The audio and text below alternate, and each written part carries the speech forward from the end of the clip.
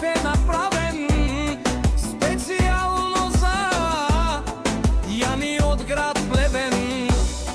За неговия брат Андрей и Марко и за цялата им честна кампания. Вали гърми на братята от град Плевен. Се и върви като лъвовете. На здраве тая нощ е за добрите братя от града Плевен. Яни казва, днес късмета е силен да в Плевен.